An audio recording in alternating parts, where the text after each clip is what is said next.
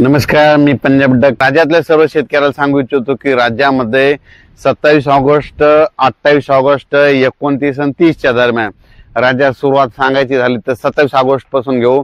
27 August मध्ये सांगायचं झालं तर पूर्व विदर्भाकडून पावसाला सुरुवात होणार आहे. म्हणजे तो पाऊस काय होणार आहे, नागपूर, वर्धा, भंडारा, गोंदिया, चंद्रपूर, यवतमाळ, अमरावती, अकोला, बुलढाणा, वाशिम, हिंगोली, नांदेड ह्यापर्यंत काय होणार, 27 तारखेला तिथपर्यंत तो पाऊस सुरुवात होणार आहे. त्याच्यानंतर 27 तारखेला काय होणार, तो पाऊस परत थोडा काही भागात मराठवाड्यामध्ये देखील येणार आहे, म्हणून हा अंदाज लक्षात.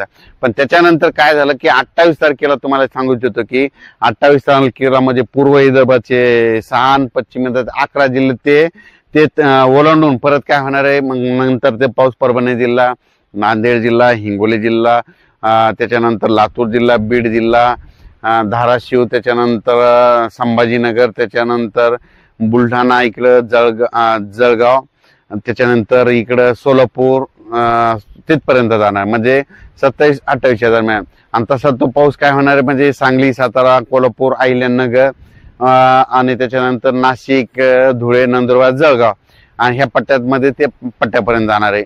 म्हणजे हे म्हणजे 27 ऑगस्ट, 28 आणि 29च्या दरम्यान जवळपास म्हणजे पाऊस सगळीकडे म्हणजे थोडा पडणार, पण मागं जसं पडला तेवढं प्रमाण राहणार नाही, म्हणून हा अंदाज लक्षात. तसा पाऊस पडणार आहे फक्त कधी की काय होणार आहे म्हणजे 28 तारखेला एकदा आणि 30 तारखेला एकदा.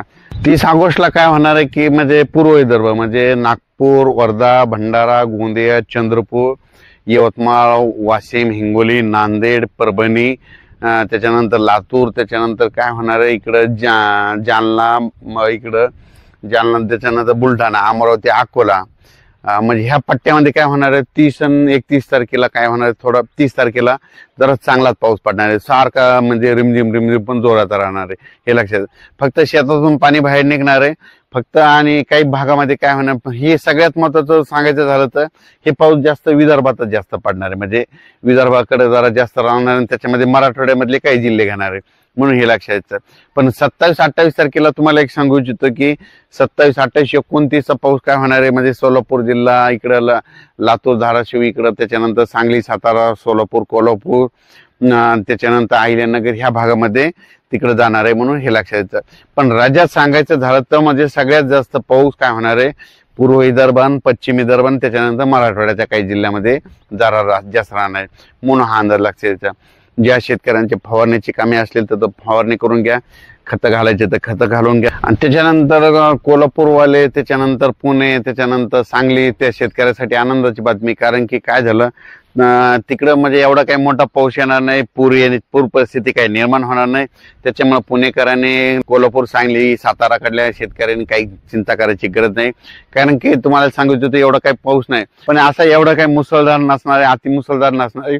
फक्त पाऊस येणार, फक्त जास्त प्रमाणात तुम्हाला सांगू इच्छितो की जास्त प्रमाण हिंगोली जिल्ह्यामध्ये समजा रिसोड, वाशिम, मेकर ह्या पट्ट्यामध्ये जरा हिंगोलीकडे जरा जास्त प्रमाण राहणार आहे. म्हणजे अकोला तिकडल्या भागामध्ये जास्त राहणार आहे, म्हणून हे लक्षात. महाराष्ट्रामध्ये म्हणजे एवढं काही राहणार, फक्त शेताच्या पाणी बाहेर निघणार आहे, थोडंफार वाड्याला पाणी येईल असं राहणार आहे. पण राज्यात सांगायचं झालं तर असा एवढा काही मोठा पाऊस नाही. त्याच्यानंतर तुम्हाला एक सांगतो तर मग मोठा पाऊस कधी येणार तर परतीचा पाऊस काय होणार आहे 10 तारखेच्या नंतर. कसं असतं दरवर्षी 10 तारखेनंतर परतीच्या पावसाला सुरुवात होत असते.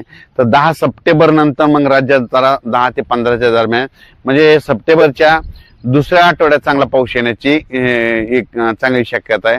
तर कर्नाटकच्या भागात आपण मागच्या अंदाजात तिकडच्या त्या भाषेतून त्यांना सांगितलं की तुम्हाला 26 तारखेपर्यंत सूर्यदर्शन होणार आहे. पण 27-28च्या दरम्यान तेलंगणा, कर्नाटक, आंध्र प्रदेशमध्ये तिकडे देखील भाग बदलत पाऊस पडणार आहे. म्हणून तेलंगणा, कर्नाटकच्या सर्व शेतकरी, बेळगाव, मंगसुरी त्या भागातली शेतकऱ्यांनी हा अंदाज लक्षात द्यायचा. पण त्याच्यानंतर 1 तारखेच्या नंतर तुम्हाला एक सांगू इच्छितो